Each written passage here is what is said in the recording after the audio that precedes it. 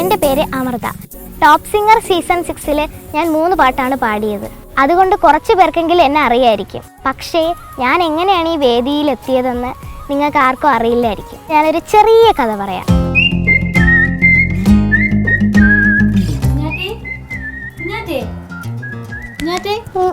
പാട്ട് പഠിക്കാൻ പോണ്ടേ? എനിക്ക് പാട്ട് പഠിക്കണ്ടേ? പിന്നെ പാട്ട് പഠിക്കണ്ടേ? എനിക്ക് എനിക്ക് എനിക്ക് പെട്ടെന്ന് എനിക്ക്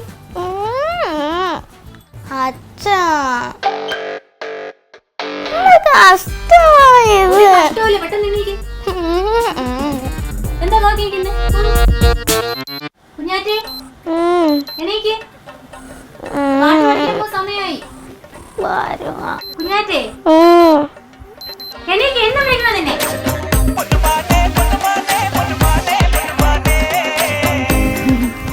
പണ്ടൊക്കെ എനിക്കൊരു ഇച്ചിരി മടിയുണ്ടായിരുന്നു.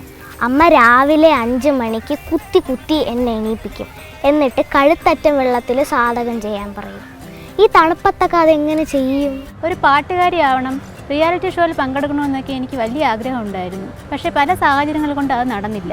ഇതിൽ നിന്ന് നിങ്ങൾക്ക് എന്ത് മനസ്സിലാക്കാം? എൻ്റെ അമ്മയ്ക്കായിരുന്നു ഞാൻ പാട്ടുകാരിയായി കാണണമെന്ന് ആഗ്രഹം ഉണ്ടായിരുന്നത്. എന്നാൽ അവൾക്കാണെങ്കിലോ ഒടുക്കത്തെ മടി. കഥയാകുമ്പോൾ ഒരു ചെറിയ ട്വിസ്റ്റൊക്കെ വേണ്ടേ? ഒരു പോയിന്റിൽ എൻ്റെ അമ്മയുടെ ആഗ്രഹം എൻ്റെ ആഗ്രഹമായി മാറുന്നിടത്താണ് എൻ്റെ മ്യൂസിക്കൽ ജേണി സ്റ്റാർട്ട് ചെയ്യുന്നത്. കമലാസനി സുന്ദരി കമലാസനി സുന്ദരി കമലാസനി സുന്ദരി. രണ്ടുപേരും കൂടെ എങ്ങോട്ടാ? പാട്ട് ക്ലാസ്സിന്. ഓ, വണ്ടി വിട്.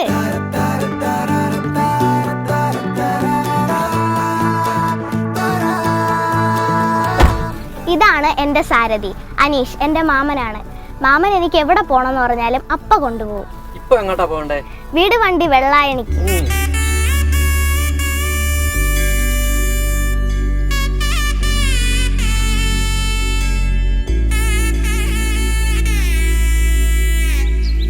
എൻ്റെ മ്യൂസിക്കൽ ജേണിയിൽ എനിക്ക് എൻ്റെ അമ്മയുടെ സപ്പോർട്ടുണ്ട്. പക്ഷേ ഒരു സ്ട്രോങ് സപ്പോർട്ടും കൂടെ വേണം. നിങ്ങൾ എൻ്റെ അച്ഛനെ കണ്ടിട്ടുണ്ടോ?